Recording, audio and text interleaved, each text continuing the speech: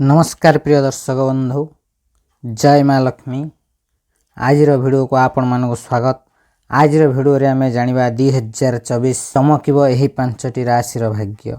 हाँ दर्शक बंधु, 2024 मसीह 5 गोटी राशि व्यक्ति माने राज करने को जाउछंती। किए से 5 गोटी राशि कौन तांको भाग्य रे परिवर्तन हेबा को जाउछि एवं 2024 मसीह से 5 गोटी राशि किपरि भावे राज करने को जाउछंती से विषय जानिबा।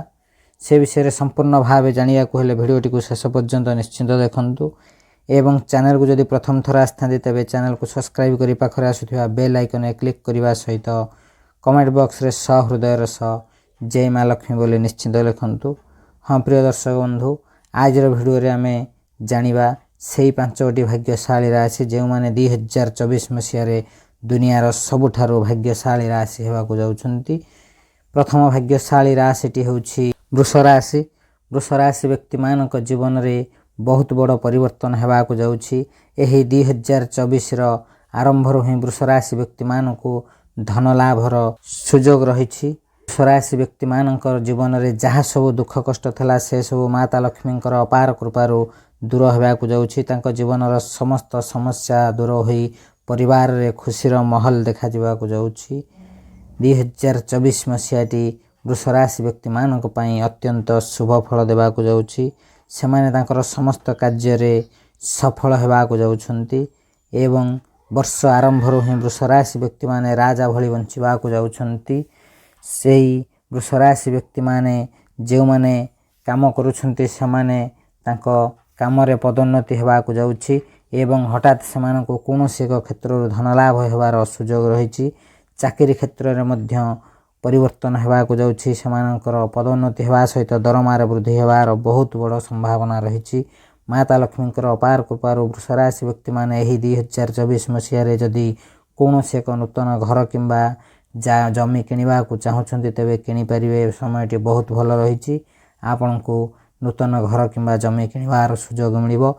वृष राशि व्यक्ति मानक जीवन रे जहा सब दुख कष्ट थिला, शारीरिक समस्या थिला, टंका पैसार समस्या थिला, से सब दूर होई समस्त प्रकार आर्थिक समस्यार समाधान घटिबाकु जाउछि। माता लक्ष्मींकर विशेष कृपा वृष राशि व्यक्ति मानक ऊपर रहिबाकु जाउछि।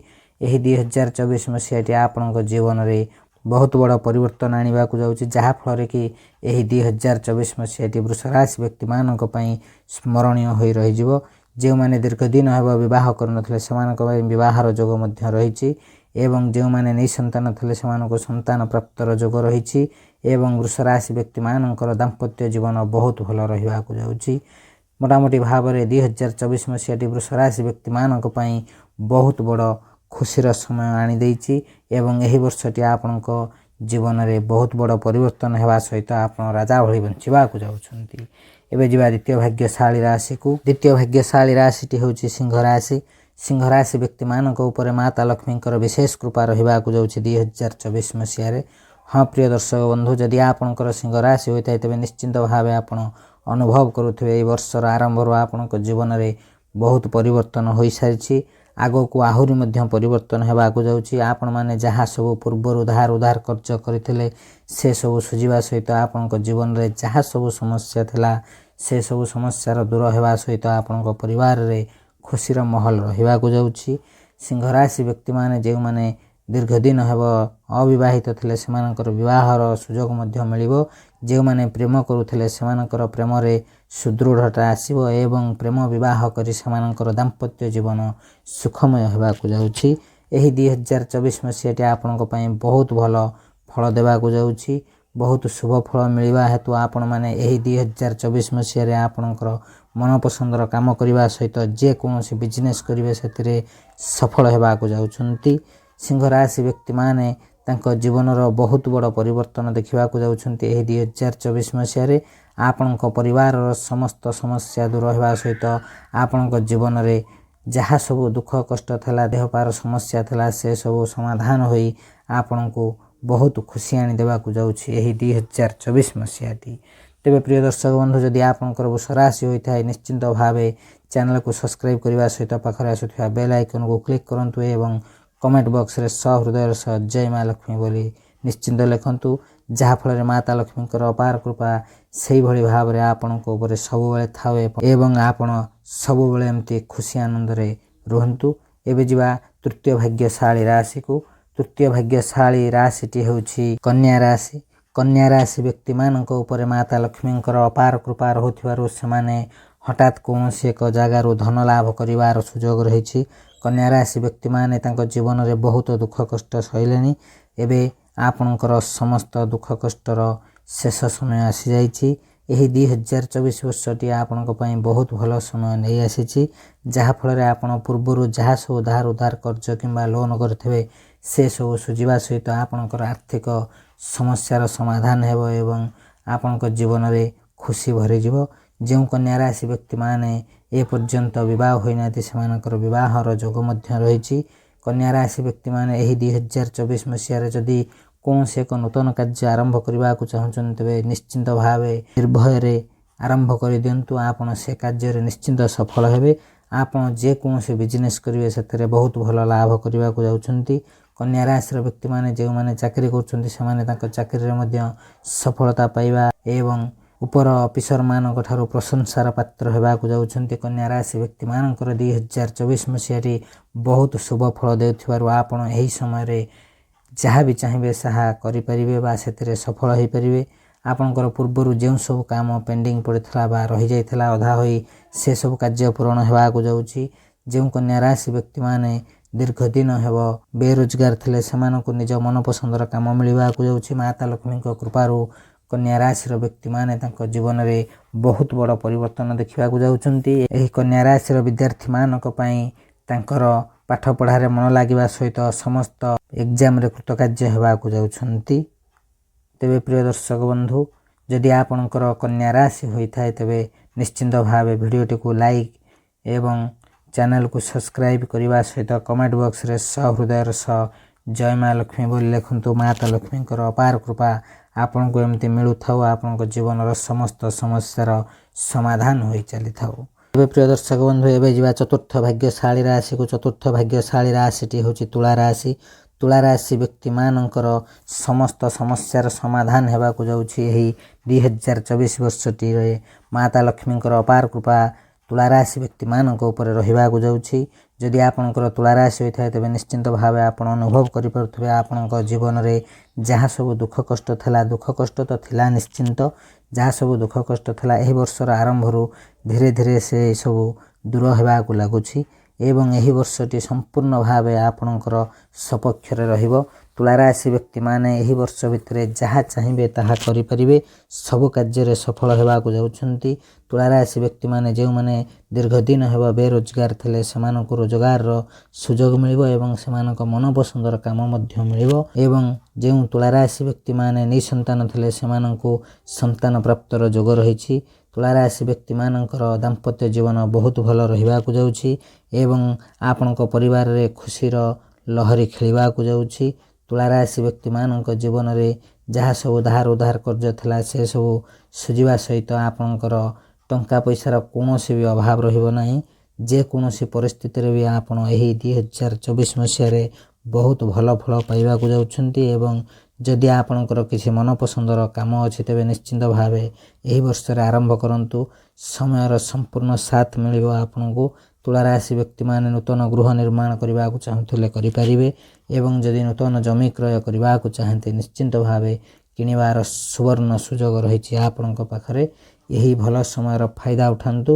ନିଶ୍ଚିନ୍ତ ଭାବେ ଜୀବନରେ କିଛି ଗୋଟିଏ କରି ଏହି 2024 ବର୍ଷଟିକୁ ସ୍ମରଣୀୟ କରିଦିଅନ୍ତୁ ନିଜ ଜୀବନରେ, କାରଣ ଏହି ବର୍ଷଟି ମାତା ଲକ୍ଷ୍ମୀଙ୍କର ବିଶେଷ କୃପା ଆପଣଙ୍କ ଉପରେ ରହିଛି, ଯାହାଫଳରେ ଆପଣଙ୍କ ଜୀବନର ସମସ୍ତ ସମସ୍ୟା ଦୂର ହୋଇ ଜୀବନରେ ଏକ ଖୁସିର ବାତାବରଣ ଖେଳିବାକୁ ଯାଉଛି।